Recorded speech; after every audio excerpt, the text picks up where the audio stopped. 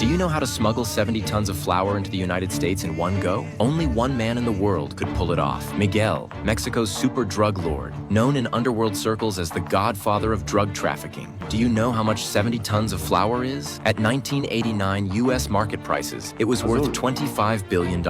Miguel went to extraordinary lengths to transport this shipment, as U.S. DEA agents were constantly monitoring his every move. Upon receiving intelligence, the DEA planned to intercept the shipment mid-transport. They witnessed the drugs being flown across the U.S. border. As the traffickers were busy unloading the cargo, the agents swiftly neutralized the perimeter guards. Fully armed, they prepared to make the arrest. But strangely, the traffickers offered no resistance whatsoever. After all, this was 70 tons of flour. Getting caught by DEA agents was worse than death. The officers then doused the drugs with gasoline, preparing to burn the entire site to the ground. But unexpectedly, the package was far too heavy. Upon opening it, they realized it contained not flour at all, but sand. By the time they grasped the deception, it was already too late. Take cover! It's an ambush!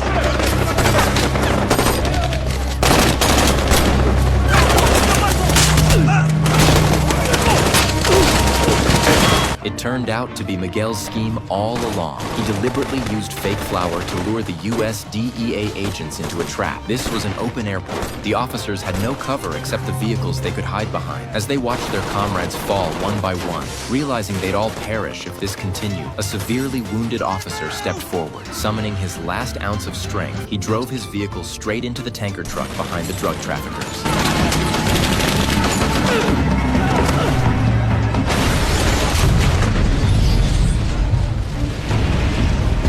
The massive explosion bought the DEA agents a sliver of time. Though not entirely wiped out, the cost was devastatingly high. Thus, Miguel's scheme succeeded. Unbeknownst to them, he had arranged another plane to successfully transport 70 tons of flour to the U.S. border. This operation made Miguel's name famous overnight. But before he could celebrate, problems arose in the flour's distribution chain. In theory, Miguel was only responsible for helping the Cali cartel transport the goods, earning $200 million in logistics fees. He never produced the flour himself.